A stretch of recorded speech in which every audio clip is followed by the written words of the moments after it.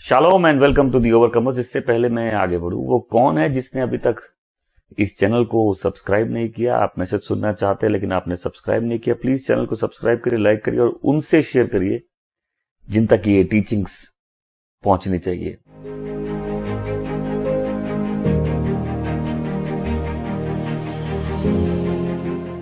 Shalom everyone and welcome to the Overcomers. आज का हमारा मैसेज है प्रभुत्व पार्ट 3। मेरे लोग और तेरे लोग। और ऐसा मैं भी नहीं बोल रहा, ऐसा प्रभु बोल रहे हैं, मेरे लोग और तेरे लोग। आप में से कितने लोग इससे पहले प्रभुत्व के पार्ट 1 और 2 सुन चुके हैं? अगर आपने पार्ट 1 और पार्ट 2 सुना है तो इसका और सेंस बनेगा, बट सारे मैसेजेस अपने आप में अलग हैं। तो आई बिलीव, आई होप, मेरी आशा है कि आपको ये मैसेज समझ में आएगा। और अगर आप बेहतर समझना चाहते हैं तो जरूर पार्ट 1 और पार्ट 2 उसको सुनिए, तो आप जरूर समझ पाएंगे। मैसेज का नाम है मेरे लोग और तेरे लोग।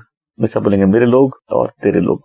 हम निर्गमन की पुस्तक में 8वें अध्याय में पद संख्या मैं 22 से 24 पढ़ूंगा, बट हमारा जो मुख्य जो केंद्र वो पद संख्या 23 पे रहेगा। Exodus chapter 8। अगर तुम मेरी प्रजा को ना जाने दो तो मैं तुम पर, तुम्हारे सेवकों, तुम्हारी प्रजा तथा तुम्हारे घरों में कीटों के झुंड को भेजूंगा। मिस्र के लोगों का घर और पूरा मिस्र कीटों से भर जाएगा, लेकिन गोशान देश जहां मेरी प्रजा रहती है वहां कीट नहीं होगा, ताकि तुम्हें ये मालूम हो जाए कि मैं यहोवा हूं और इस देश में मेरा अधिकार है। मैं कल अपनी प्रजा तथा तुम्हारी प्रजा को अलग कर दूंगा। मैं कल अपने लोग और तुम्हारे लोगों को अलग कर दूंगा।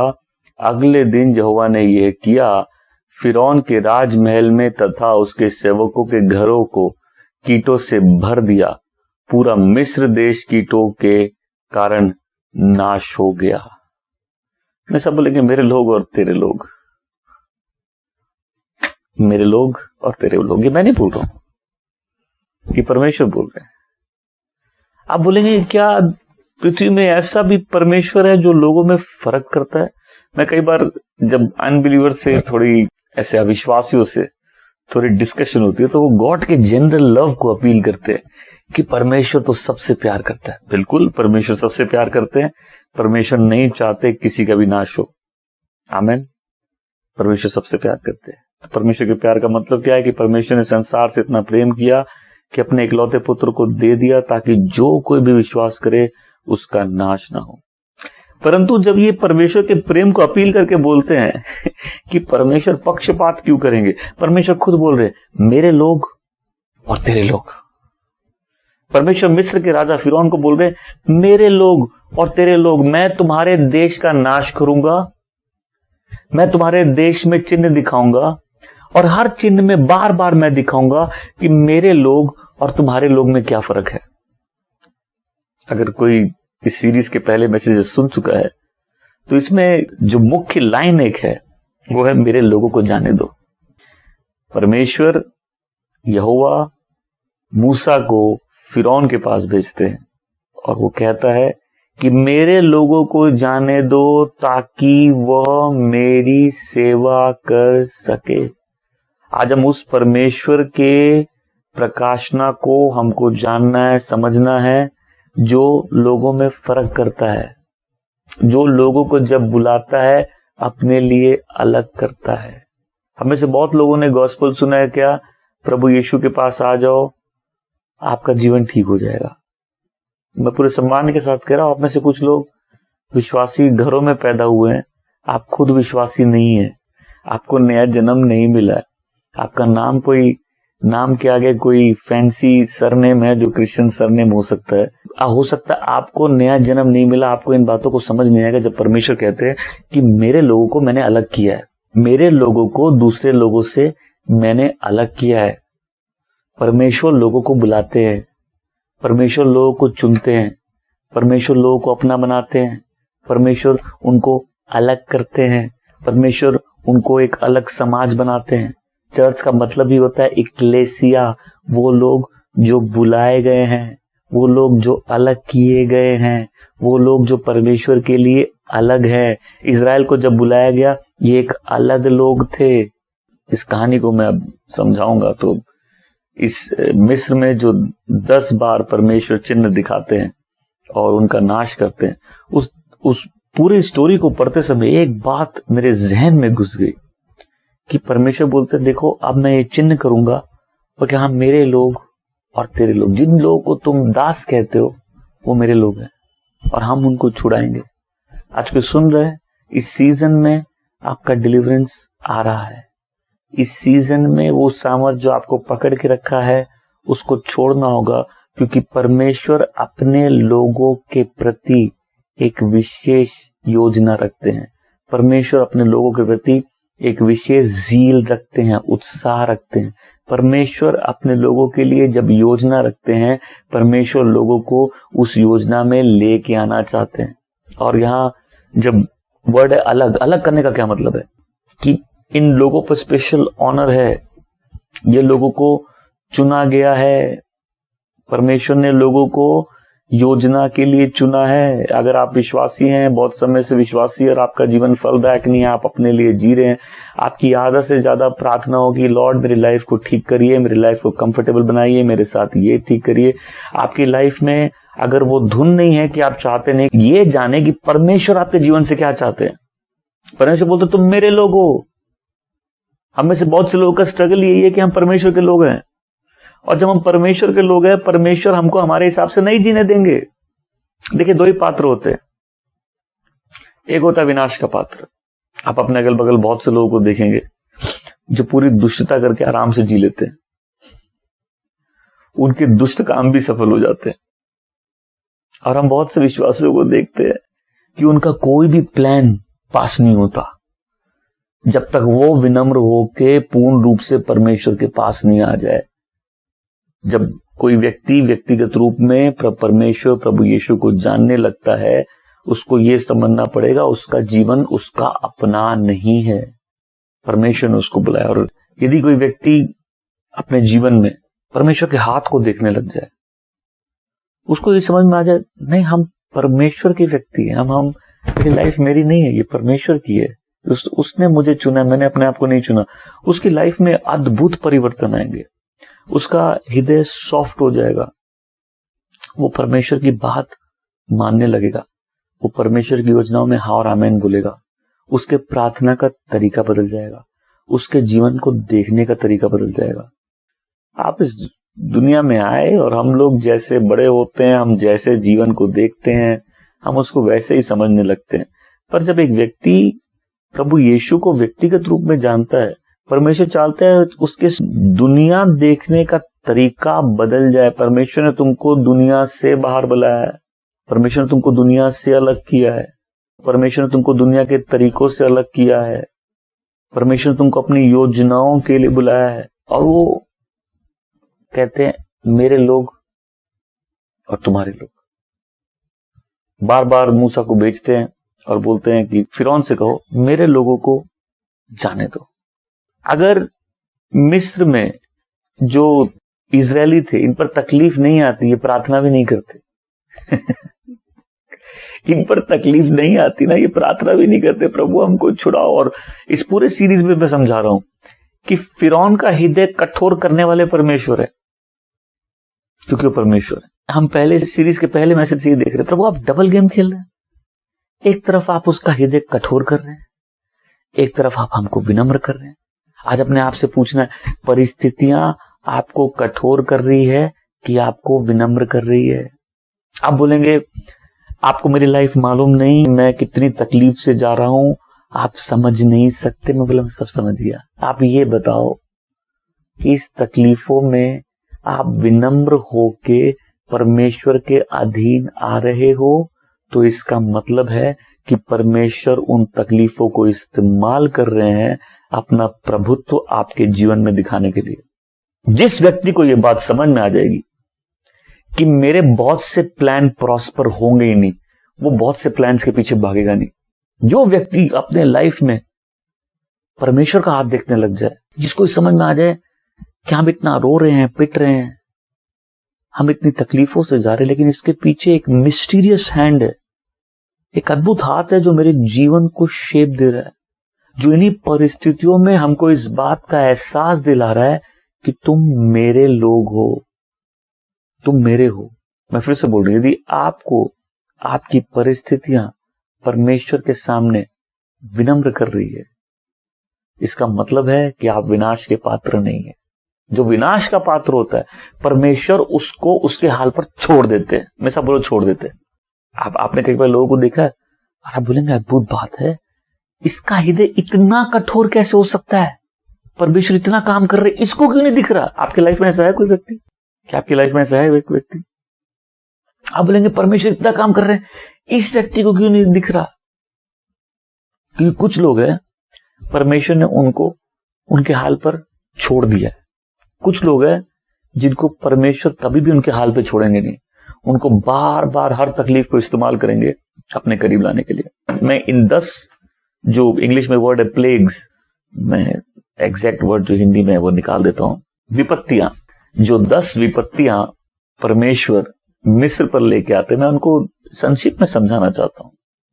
इजराइल के लोग मिस्र में एक दास के रूप में थे, स्लेव्स, सेकेंड ग्रेड सिटीजन्स, जिनको सिर्फ बंधन में रखा हुआ था। और परमेश्वर बोलते नहीं, इनको रिलीज करो, क्योंकि मेरी योजना मुझे इनके लिए पूरी करनी है। मैं चाहता हूं हम इस बात को ध्यान से समझे। आप बहुत सी प्रार्थनाएं बंद कर देंगे, आप समझेंगे कि परमेश्वर कैसे किसी व्यक्ति को अपनी ओर खींच के अपने मार्ग पर चलाते हैं। आपको समझ में आएगा कि बहुत से बंद दरवाजे भी उसकी योजना में है। आप बंद दरवाजों से भी घबराएंगे नहीं फिर। तो जब परमेश्वर मिस्र से इन लोगों को निकालते हैं, तो ये किस चीज की लड़ाई थी? अगर आप उस 10 विपत्तियों को पढ़ेंगे, ये लड़ाई थी, परमेश्वर मिस्र के प्रधानताओं को सामर्थ्यों का न्याय करते हैं। परमेश्वर अपना सामर्थ दुनिया पे प्रकट करते हैं। परमेश्वर दिखाते हैं कि वो सर्वोच्च परमेश्वर है जिसका सब पे अधिकार है। हर विपत्ति मिस्र को बर्बाद करती है, लेकिन इजराइल को बचा कर रखती है तब तक जब तक कठोर फिरौन का नाश नहीं हो जाए और प्रभु अपने लोगों को निकालकर उनको वहां तक नहीं ले जाए जहां वो उनकी सेवा कर सके। मेरा सवाल, क्या प्रभु की सेवा करना चाहते हैं? कितना लोग करना चाहते हैं? हाथ दिखाएंगे। क्या आप परमेश्वर की सेवा करना चाहते हैं? अगर आपके सारे प्लान पास हो जाएंगे तो आप कभी भी प्रभु की सेवा नहीं करेंगे। कोई मैसेजेस को जो या मेरी टीचिंग को सुनता है, उसको मैं कई बार ध्यान से समझाना चाहता हूं। मेरी एक कहावत है, जब हम शरीफ होते हैं तो सब बदमाश हो जाते हैं। कितने लोगों ने इसको सुना है पहले? तो आपने देखा है, जैसे ही परमेश्वर आपके दिल में काम करने लगते हैं, आपके जीवन में एक फिरौन आके खड़ा हो जाता है जो आपको बांध देता है पूर्ण रूप से, और आप बोलती है क्या बात है, अभी तक हम बदमाश थे, अभी तक अपने हिसाब से जी रहे थे। जहां जिंदगी में पहली बार हम विनम्र हो रहे परमेश्वर के सामने, ये व्यक्ति हमको कठोर होके हमको तंग कर रहा है। और इस पूरी चीज में मैं समझाना चाहता, परमेश्वर इतने परमेश्वर हैं कि वो किसी को भी इस्तेमाल कर सकते हैं अपनी योजनाओं के लिए। अगर आप रोमियो की पुस्तक 9वें अध्याय को पढ़ेंगे, उसमें लिखा 2 किस्म के पात्र होते हैं, एक विनाश का पात्र, एक महिमा का पात्र। तो जब कोई व्यक्ति दुष्टता करता है, परमेश्वर उसको टॉलरेट करते हैं ताकि अपनी महिमा उनको दिखा सके जो महिमा के पात्र है। परमेश्वर मिस्र से इन लोगों को बुलाते हैं और ये पहली विपत्ति ले गया। तो इस पहली विपत्ति में जब मूसा फिरौन के पास आता है, बोलता मेरे लोगों को जाने दो। तो फिरौन बोलता नहीं, मैं नहीं जाने दूंगा, क्योंकि मूसा को परमेश्वर ने पहले बोल दिया था, देखो मैंने फिरौन के हृदय को कठोर कर दिया है और वो तुमको जाने नहीं देगा। तो मूसा अपनी लाठी उस नील नदी में मारता है और वो नील नदी पूरी लहू हो जाती है, पूरा पानी खराब हो जाता है। और यहां तक कि नील नदी नहीं, जो लकड़ी के पात्रों में पानी होता है वो सब भी लहू बन जाता है, पीने लायक नहीं रहता। 7 दिन तक ये तकलीफ रहती है। तो मिस्र के जादूगर पानी को लहू बना के दिखा देते हैं, लेकिन वो इस विपत्ति को रिवर्स नहीं कर पाते। फिरौन ये देखता है, फिरौन का हृदय कठोर हो जाता है और 7 दिन तक पूरे राष्ट्र में पानी नहीं है। लोग नील के बगल में गड्ढे खोदते हैं और वहां से पानी निकाल के पीने लगते हैं। मतलब इस पहली विपत्ति में, और मैं चाहता हूं जब मैं इस स्टोरी को समझा रहा हूं बहुत ध्यान से सुनिए। परमेश्वर पूरे राष्ट्र का न्याय कर रहे हैं, पूरे राष्ट्र का न्याय कर रहे हैं उनके लोगों की खातिर। यहां पूरे राष्ट्र को अब तकलीफ हो रही है, वो 7 दिन तक पानी निकाल रहे हैं। और मैं चाहता हूं इस चित्र को पहले समझे। फिरौन मिस्र का राजा था, उस समय के सबसे सामर्थी देश, मतलब वर्ल्ड पावर के, दुनिया का सबसे पावरफुल मैन के सामने मोसेस आके खड़ा होता है और बोलता है, परमेश्वर बोल रहे लाखों लोगों को, जो इजरायली हैं, जो इब्रानी लोग हैं, इनको जाने दो। मूसा बोलता कौन है परमेश्वर, हम नहीं जानते। परमेश्वर बोलता तुम जान जाओगे मैं परमेश्वर हूं, you will know that I am the Lord. ये पहली विपत्ति जब आती है 7 दिन तक रहती है, और वचन फिर कहता है इस बार 7 बार आप ऐसे पढ़ेंगे, 10 बार ऐसे पढ़ेंगे कि बार बार प्रभु बोलते मेरे लोगों को जाने दो, और फिर एंड ऐसे होता है और फिरौन ने अपने हृदय को कठोर कर लिया। आप भी लाइफ में कुछ लोगों को, आपके जीवन में हो सकता है ऐसे कुछ लोग जिनका हृदय बहुत कठोर हो। परमेश्वर ऐसी परिस्थिति को इस्तेमाल करते हैं अपनी योजनाएं आपके जीवन में पूरी करने के लिए। कुछ लोगों को अनकंफर्टेबल होना पड़ता है जहां वो है। कुछ लोगों को अपनी प्रेजेंट पोजीशन, अपनी प्रेजेंट लोकेशन, अपना प्रेजेंट रिलेशन, अपना प्रेजेंट जॉब में इतना अनकंफर्टेबल होना पड़ता है कि वो परमेश्वर द्वारा वहां ले जाए जा सके जहां परमेश्वर उनको ले जाए जाना चाहते हैं। हम लोग समझते हैं ना कि प्रभु कैसे काम करेंगे। हम बैठे होंगे, बोलेंगे मेरा बेटा आजा इधर, मैं तुझे यहां लेके आना चाहता हूं, और हम लोग को लगता है हम बड़े शरीफ हैं, हम उठ के चले जाएंगे। नहीं, परमेश्वर हमको कई बार हमारी प्रेजेंट सिचुएशन में इतना अनकंफर्टेबल कर देते हैं, इतना असहाय कर देते हैं, इतना ह्यूमन वीकनेस फील कराने देते हैं कि आपको रोना आ जाएगा। आप बोलेंगे मेरे हाथ में कुछ नहीं है, आपको असहाय महसूस होगा, आपको इतना वीक लगेगा, आप लगेगा कि मेरा जीवन किस प्रकार का है, मैं दर दर की ठोकर खा रहा हूं, हर जगह से प्रॉब्लम आ रही है। हम इतना पावरलेस फील कर रहे हैं, और वो दुष्ट जो मेरे को तंग कर रहा है वो इतना पावरफुल है मेरी लाइफ में, आपको इतना पावरलेस फील होगा। लेकिन उसी सिचुएशन में परमेश्वर आपको उस प्रेजेंट जगह से इतना अनकंफर्टेबल कर देंगे, इतना आपका माइंड उस जगह से हटा देंगे, इतना आपको ब्रेक कर देंगे कि आप बोलेंगे परमेश्वर आप जहां जाएंगे हम चले जाएंगे, आप जहां ले जाएंगे, आप जो कराएंगे हम कर लेंगे। प्रभुत्व, हमेशा बोलेंगे प्रभुत्व।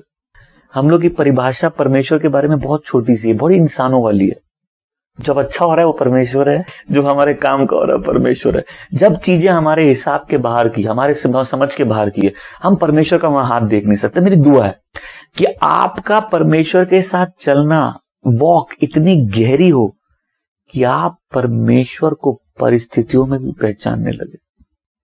दुनिया को क्या है, इनको माल मिल जाए पैसा मिल जाए, इनके साथ सब ठीक हो तो परमेश्वर ठीक है, तब इनका सब ठीक है।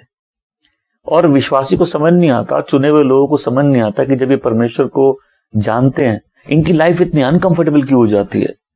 क्योंकि अगर परमेश्वर आपको और मुझे मेरे हिसाब से जीने दे तो हम अपने आप को नष्ट कर देंगे। मैं परमेश्वर को धन्यवाद देता हूं कि मेरी बहुत सी बेवकूफियों को उन्होंने सफल होने नहीं दिया। मैं परमेश्वर को धन्यवाद देता हूं मेरी बहुत सी प्रार्थनाओं को जवाब नहीं दे दिया। मैं परमेश्वर को धन्यवाद देता हूं कि मेरे नासमझी पे मुझे नहीं छोड़ा। अगर आप परमेश्वर के प्रेम को अनुभव करना चालू कर दिया, आप अपनी लाइफ को बहुत ध्यान से देखेंगे, आपको समझ में आएगा परमेश्वर ने आपको ऐसे संभाल के रखा। कई लोग ना बहुत रोते हैं, मेरी प्रॉब्लम, मेरा ये, हाय मैं मर गई, लुट गई। अरे वो ठीक है, इस मर गई लुट गई में क्या आपको कभी एहसास हुआ परमेश्वर आपको भूखा नहीं छोड़े? क्या आपको एहसास हुआ आपको जितना त्याग दिया, जितना तरसाया गया, परमेश्वर आपको गिरने नहीं दिए, आपको संभाल के रखे हुए। एक विशेष प्रेम। प्रभु बोलते मेरे लोग और तुम्हारे लोग। बोलो देखो मेरे फिरौन ये मेरे लोग और तुम्हारे लोग। फिरौन बोलता हम नहीं मानते, ये आपके लोग है, ये मेरे दास है। प्रभु बोलते नहीं, ये मेरी प्रजा है और हम इनको डिलीवर करेंगे, किसी को पसंद आए या ना आए। फिर दूसरी बार मूसा जाता है फिरौन के पास और बोलता है, प्रभु कह रहे मेरे लोगों को जाने दो ताकि ये मेरी सेवा कर सके। फिरौन बोलता नहीं। तो परमेश्वर बोलते मूसा को अपनी लाठी उठाओ नील की तरफ। फिर क्या होता है, दूसरा विपत्ति क्या होती है, सारे मेढक मिस्र में घुस आते हैं। मतलब नील नदी से इतने मेढक घुस आते हैं कि लोगों के घरों में, उनके बेडरूम में, उनके खाने की जगह में, सब जगह मेढक आ जाते हैं। देखिए, जब मैं कोई सब्जेक्ट पे बोलता हूं, मैं चाहता हूं उसका चित्र भी आपके सामने प्रस्तुत हो। ये एक पावरफुल नेशन है, ये वर्ल्ड के सबसे पावरफुल नेशन का सबसे पावरफुल रूलर है, और गॉड उसको दिखा रहे, वो गॉड है। वो बोल रहे हम असली प्रभु हैं, असली अधिकार हमारा है, पृथ्वी में हम सब कुछ मेरे नियंत्रण में है। ये सारे मेढक सब जगह भर जाते हैं, और उसके बाद जो मिस्र के जादूगर होते हैं वो भी मेढक बना देते हैं, वो भी ऐसे जादू करके मेढक बना देते हैं, लेकिन वो इन मेढकों को वापस भेज नहीं सकते। अब फिरौन मूसा को बोलता है इन मेढकों को हटा दो। मतलब पहली बार अब फिरौन को समझ में आया कि मिस्र के जादूगरों से ज्यादा सामर्थी कोई है।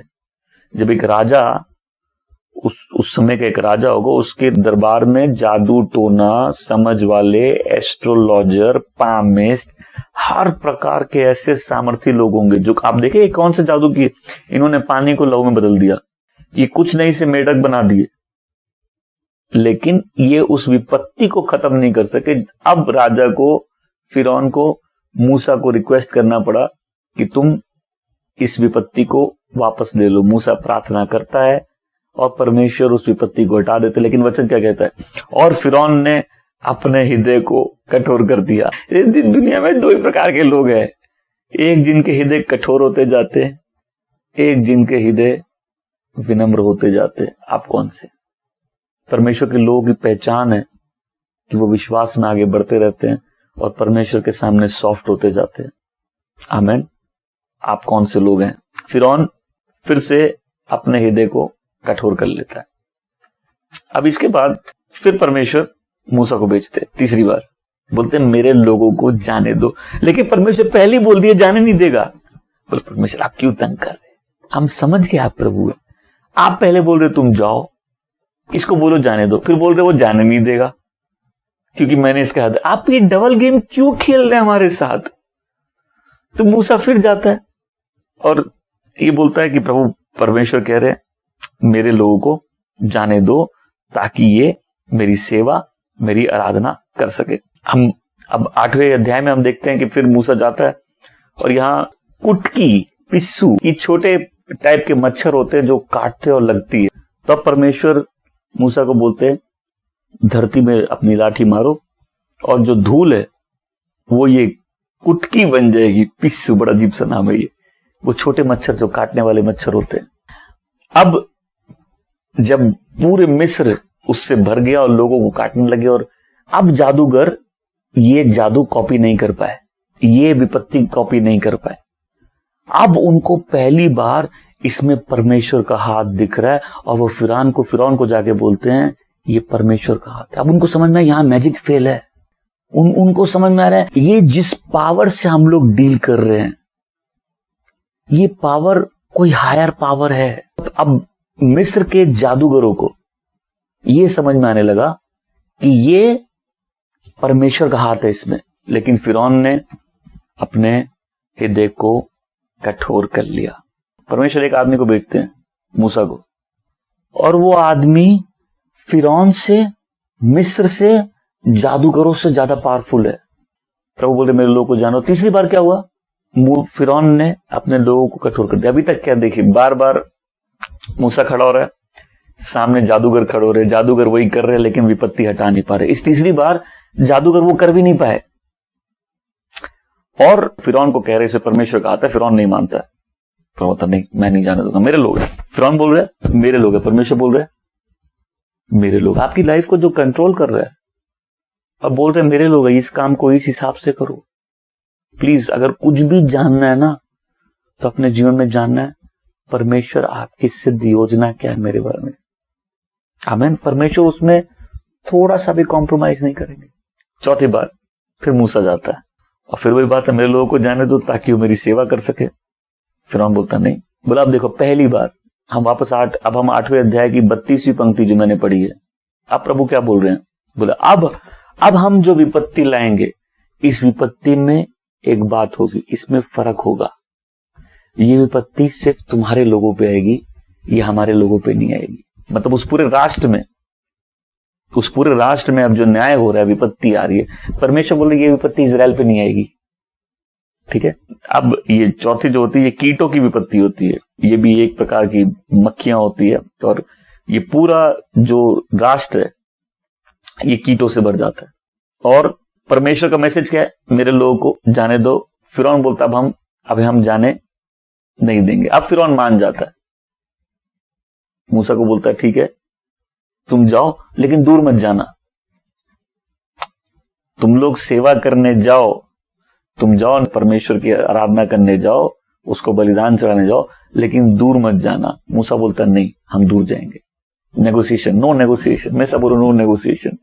जब गॉड की विल की बात है, नो नेगोशिएशन। हम लोग में से कुछ लोग बहुत अच्छा नेगोशिएट कर लेते बहुत अच्छा। और गॉड क्या, परमेश्वर क्या बोल रहे? No compromise. फिरौन पहले बोलता नहीं जाने देंगे, अभी क्या बोल रहा है? जाओ लेकिन दूर मत जाना। गॉड बोलते नहीं, हम एग्री नहीं करते। इसके बाद निर्गमन 9वें अध्याय में देखते हैं, परमेश्वर बोल रहे अब मिस्र के जितने भी पशु हैं सब मर जाएंगे। ये 5वीं विपत्ति है। और क्या बोल रहे हैं? इजराइल के पशु नहीं मरेंगे, मेरे लोग और तेरे लोग। 5वीं विपत्ति में अब ये दूसरी ऐसी विपत्ति है जहां परमेश्वर फर्क कर रहे हैं। ये मेरे लोग हैं, ये तुम्हारे लोग हैं। और अब ये विपत्तियां बढ़ती जा रही है। अब मिस्र के सारे पशु उस दिन मर जाते, और फिरौन भेजता है चेक करने के लिए, और देखता है इजराइल का कोई पशु नहीं मरता है। और फिर वचन कहता है पर फिरौन ने अपने हृदय को कठोर कर लिया। इसके बाद परमेश्वर फिर मूसा को बोलते हैं, फिर मूसा एक चिन्ह दिखाता है, और फिर एक विपत्ति आती है। इस बार मिस्र के सारे लोगों पे और जानवरों पे फोड़े हो जाते, घाव हो जाते, शरीर पे फोड़े होके घाव हो जाते।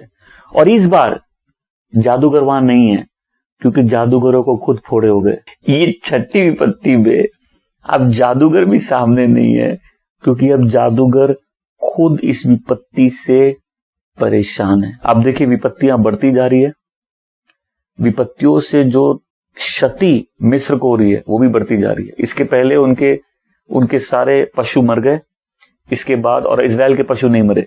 इसके बाद मिस्र के सारे लोगों पर फोड़े हो गए, और इस बार जो जादू टोने वाले जादूगर वो उसके सामने खड़े भी नहीं हो सके। वो मूसा के सामने खड़े भी नहीं, क्योंकि वो खुद उस तकलीफ में। और परमेश्वर क्या बोल रहे हैं? देखो मेरे लोग और तुम्हारे लोग। और वचन कहता है और मूसा ने अपने हृदय को कठोर कर लिया। फिर उसके बाद परमेश्वर बोलते हैं हम पूरे मिस्र पर ओले बरसाएंगे। हम 9वें अध्याय में पद संख्या 16 को अगर हम लोग पढ़ेंगे तो प्रभु फिरौन को क्या बोलते हैं? तुम्हारी उत्पत्ति के पीछे मेरा एकमात्र उद्देश्य था कि मेरा प्रताप का प्रदर्शन करूं और सारी पृथ्वी में मेरे नाम का प्रचार हो। परमेश्वर फिरौन को, दुनिया के सबसे सामर्थी देश के सबसे सामर्थी राजा को बोल रहे हैं कि हम तुमको उठाए इसीलिए कि हम अपनी महिमा दिखा सके। कोई बोलेगा जिस परमेश्वर की हम आराधना करते हो कितने परमेश्वर है? वो इतने हैं कि वर्ल्ड के सबसे वीक लोगों को उठा के अपने लोग बना सकते हैं, और वर्ल्ड के सबसे पावरफुल व्यक्ति को बोल सकते हैं हम तुमको नाश के लिए चुने, हम तुमको इस्तेमाल करेंगे अपने लोगों को अपनी महिमा दिखाने के लिए। बोले प्रभु आप क्या कर रहे हैं? ऐसे कैसे? हम लोग दुनिया में ऐसे परमेश्वर के बारे में सुने ही नहीं है। हम लोग का परमेश्वर तो वीक परमेश्वर है, वो तो परिस्थितियों के अधीन है, वो तो मेरी तरह स्ट्रगल कर रहा है, हम भी स्ट्रगल कर रहे हैं। हमको लगा हमारे परमेश्वर भी स्ट्रगल कर रहे हैं, लेकिन परमेश्वर हर विपत्ति में क्या दिखा रहे? परमेश्वर हर विपत्ति में अपना सामर्थ उस फिरौन को दिखा रहे हैं। वो दिखा रहे हैं कि उसके जैसा कोई नहीं। अब पूरे मिस्र में ओले गिरते हैं, और इनको वार्निंग थी ये देखने के लिए कि इनमें से किन का हृदय कठोर नहीं है। तो जिनका हृदय कठोर नहीं है वो उस दिन बाहर नहीं थे, क्योंकि परमेश्वर ने टाइम, लोकेशन और क्षति तीनों बता दी। किस टाइम पे होगा, उसकी क्षति कितनी होगी और कहां होगा। और ये होता है, और ये वापस इजराइल के लोगों पे नहीं होता है, ये मिस्र के लोगों पे होता है। और वचन 34वीं पंक्ति में कहता है, फिरौन ने और उसके सेवकों ने अपना दिल कठोर कर लिया। फिरौन रिस्पॉन्सिबल था अपने एक्शन के लिए, उसका ना मानना ही उसका नाश है।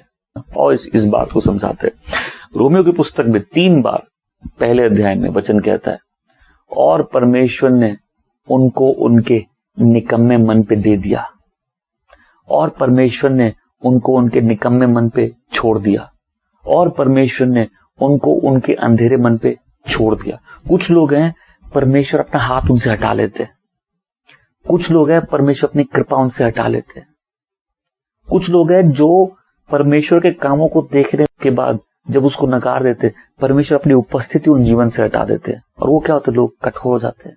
अभी एक सेकंड, आपने किसी व्यक्ति का नाश देखा है? कभी कभी क्या होता है, कोई व्यक्ति किसी तकलीफ में, और वो तकलीफ में इतना कठोर हो जाता है क्या वो घमंडी हो जाता है, बोला हम किसी की नहीं सुनेंगे, आप तो देखो हम करके दिखाएंगे। वो दिन होता है, वो व्यक्ति के पतन का दिन शुरुआत होती है। वो व्यक्ति वहां से कभी भी ऊपर नहीं जाता, वो सीधा नीचे जाता है। क्यों? जब लोग कई बार कठोर होके घमंडी हो जाते हैं, वो क्या करते हैं, वो परमेश्वर के उस ग्रेस को रिसीव नहीं करना चाहते, परमेश्वर की कृपा को रिसीव नहीं करना चाहते, वो परमेश्वर का हाथ देख नहीं सकते। पूरे राष्ट्र पे न्याय आ रहा है, लोग मर रहे हैं, पशु मर रहे हैं, लेकिन फिरौन बोलता है हम इन लोगों को नहीं जाने देंगे। प्रभु बोलते मेरे लोगों को जाने दो ताकि ये मेरी सेवा कर सके। और बाबा कहते फिरौन का हृदय कठोर कर दिया। कहां तक कठोर किया कि जब उनके बच्चे भी मर गए तब तक। कहां तक कठोर किया, जब पूरे मिस्र का नाश नहीं हो गया। मतलब एक आदमी अपने जीवन में ढीठ बन गया, बोल रहा हम तो इसको नहीं छोड़ेंगे, हम इस परिस्थिति को, हम तो इस व्यक्ति को नहीं छोड़ेंगे, हम तो इसको आगे बढ़ने नहीं देंगे, हम इसको प्रभु की सेवा करने नहीं देंगे। परमेश्वर बोलते मेरे लोगों को जाने दो। तो आप बोलेंगे कैसी विचलित करने वाली बात है, ये व्यक्ति का हृदय कैसे कठोर है। तो उस दिन ओले गिरते हैं, लेकिन फिरौन अपना हृदय कठोर कर लेते। लेकिन फिरौन फिर मूसा को बोलता है प्लीज प्रेयर करो। इस बार ओले जब गिरते तो फिरौन अपने हृदय को फिर कठोर कर लेता है। इसके बाद परमेश्वर क्या बोलते हैं, पूरे देश में टिड्डियां भेजते हैं, जो ओले से सारे जो खेत है सब बर्बाद हो गए थे, उनमें से जो बचा अब उसको टिड्डी बर्बाद कर देते। तो इस विपत्ति से पहले फिरौन को समझाया जाता है उसके दरबार में कि ये आदमी हम लोग के लिए कब तक जाल बिछाता रहेगा। तो फिरौन उसको बोलता है, ये विपत्ति आने से पहले इस बार उससे बात करता है। देखो अब पूरे उसमें एक चीज होने, फिरौन बार बार उससे बोल रहा है कि मेरे लिए विनती करो, ये बार बार विनती कर रहा है, लेकिन अब ये बोलता है कि हम लोगों को जाने नहीं देंगे। तो पहले बोलता है जाने नहीं देंगे, फिर बोलता है दूर नहीं जाने देंगे, फिर बोलता है सबको नहीं जाने देंगे, फिर बोलता है सब लेके नहीं जाने देंगे। मूसा बोलता है दूर जाएंगे, हम सबको लेके जाएंगे, बड़ा भी जाएगा, बच्चा भी जाएगा, सबको ही जाएगा। फिर क्या बोलता है, हम अपनी सारी चीजें लेके जाएंगे अपने परमेश्वर की आराधना करने के लिए। फिरौन बार बार अपने हृदय को कठोर करता है।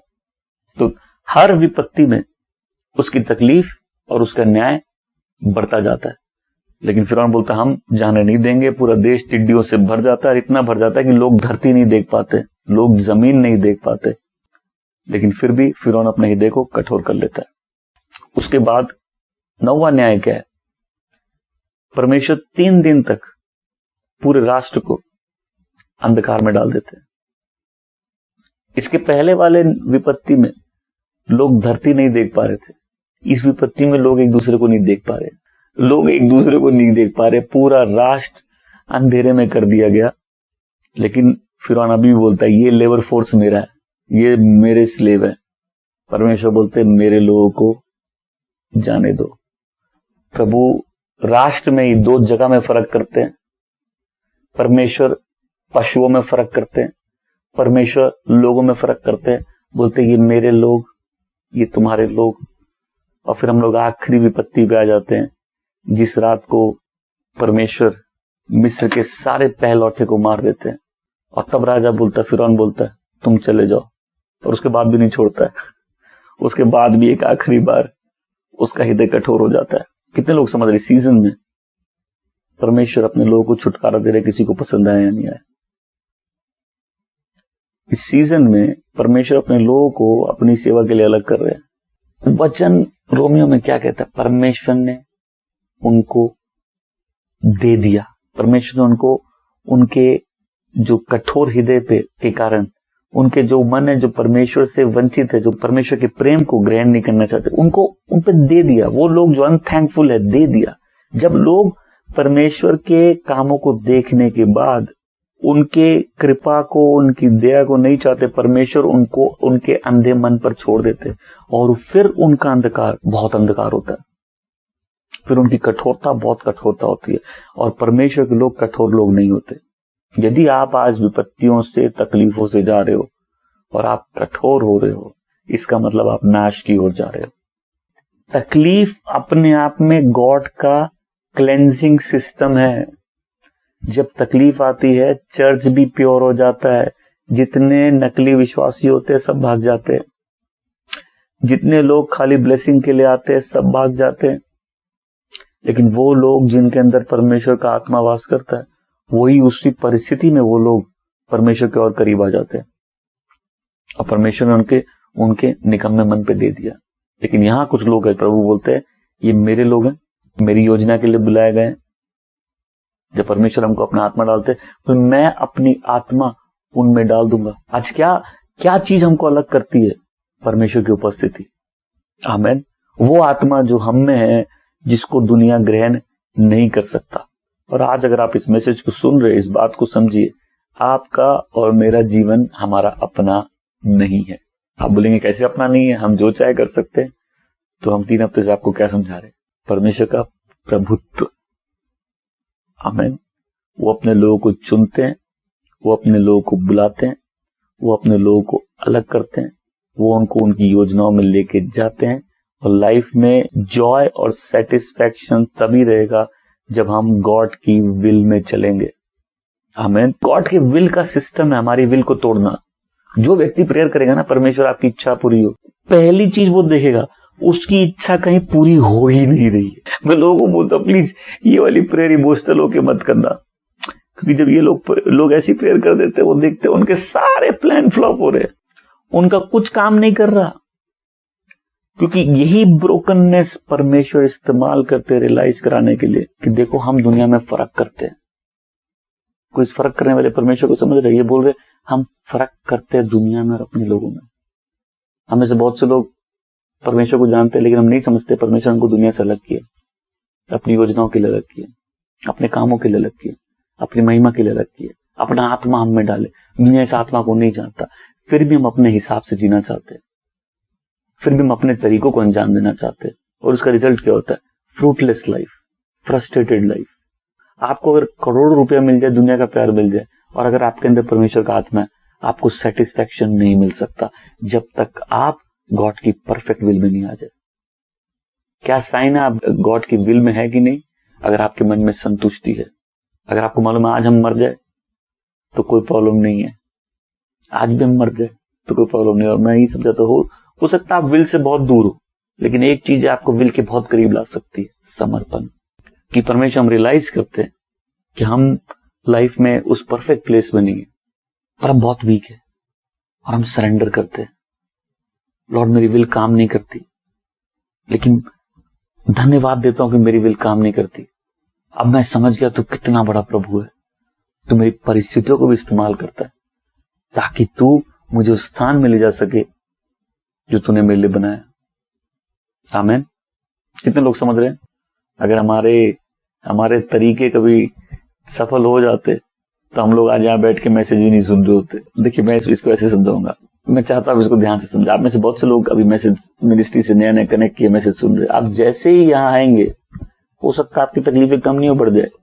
बोला आप ही कैसे पास्टर है, आप पहले हमको खुद ही बोल रहे प्रॉब्लम बढ़ जाएगी। नहीं, मैं आपको समझाना चाहता हूं, जब आप प्रेयर करते हो, जब परमेश्वर आपसे बात करना चालू करते हैं, जब परमेश्वर के आत्मा से आप भरना चालू करते हो, जब उसके करीब आना चालू करते हो, तो इन सब के पीछे एक सामर्थी हाथ है जो काम करता है, जो हर परिस्थिति को इस्तेमाल कर सकता है आपके लिए भलाई उत्पन्न करने के लिए।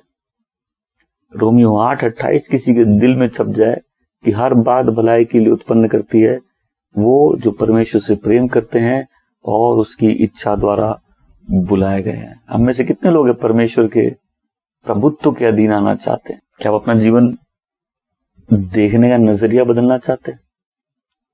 क्या आप उस सामर्थी हाथ के नीचे जीना चाहते हैं? क्या गॉड के सामने सबमिट करना चाहते हैं? क्या बोलना चाहते हैं, लॉर्ड इन परिस्थितियों में मेरा हृदय कठोर ना हो, मैं विनम्र हो जाऊं? वचन बार बार कहता है, और फिरौन ने अपने हृदय को कठोर कर लिया जब तक उसका पूरा नाश नहीं हो गया, और जब तक परमेश्वर अपने लोगों को उस स्थान में नहीं ले जहां वो लेके आना चाहते हैं।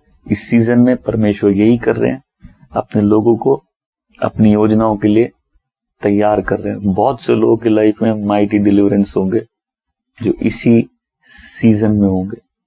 आमीन। मैं आशा करता हूं आज का मैसेज आपको ब्लेस किया। प्लीज कमेंट सेक्शन में कमेंट छोड़िए, बताइए आप कहां से हैं, कहां से देख रहे हैं, मैसेज आपको कैसे ब्लेस किया। स्क्रीन पे लिखे इस नंबर पर आप अपनी प्रेयर रिक्वेस्ट हमको व्हाट्सएप से भेज सकते हैं। प्रभु आपको बहुत आशीष दे। मिलूंगा नेक्स्ट टाइम ओवरकमर्स में। God bless you.